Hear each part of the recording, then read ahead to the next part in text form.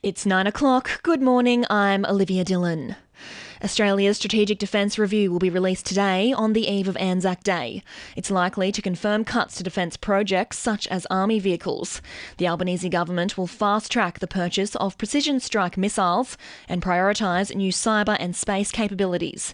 The investment is aimed at deterring China's strategic ambitions in the Indo-Pacific.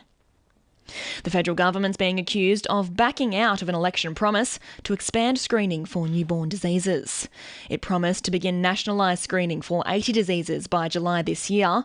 Better Access Australia chairwoman Felicity McNeil says they're opting to roll it out state by state, slowing down the process. All these diseases require diagnosis at birth to both not only prevent irreparable damage to a baby's cognitive and physical ability, but more importantly, to stop babies dying. Mobile speed cameras have been reinstated, coinciding with double demerits which are still in force. The state government says the mobile speed camera program is the most transparent in Australia. The former coalition government scrapped the warning signs and commissioned a new fleet of cars before reversing the decision. Roads Minister John Graham says the retrofitting process is now complete, meaning the new cars can carry the old signs. It's been a 2.5-year saga. It's finally ended this weekend with warning signs now back in place right across New South Wales. The former government backed down on their initial changes, removing these signs 3 times, a triple backflip. They really should have just asked drivers. Australian researchers have made an app which could be life-changing for shift workers. Chandra Llewellyn explains. The Sleep Sync app has been developed by a team at Monash University to help those working through the night sleep better. 27 frontline workers, including emergency and intensive care nurses, trialled the app and slept an average of 29 minutes longer each night.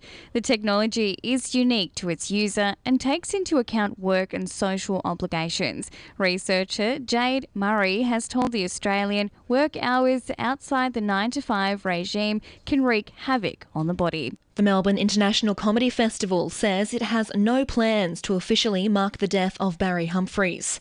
He played a crucial role in establishing what's become one of the world's largest comedy events. In 2019, his name was removed from an award over negative comments he made about transgender people. The Victorian government is in talks with Humphries' family about a state funeral. And the Newcastle arm of an animal rights movement is calling for the state government to ban bull riding in New South Wales.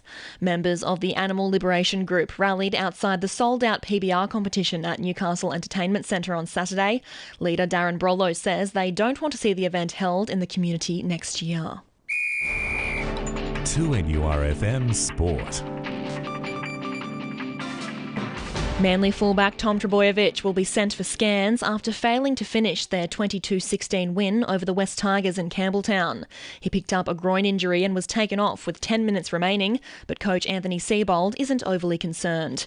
Seibold says he's happy with the way his men fought back when the Tigers looked on course for their first win of the season. So we gave ourselves a chance and we were good enough to, I suppose, get the points at the end of the game there with Sabi's try. But I was pleased with the guys just hanging tough when things weren't exactly going our way. The Dolphins have come from 26-0 down to beat the Titans 28-26 in Brisbane.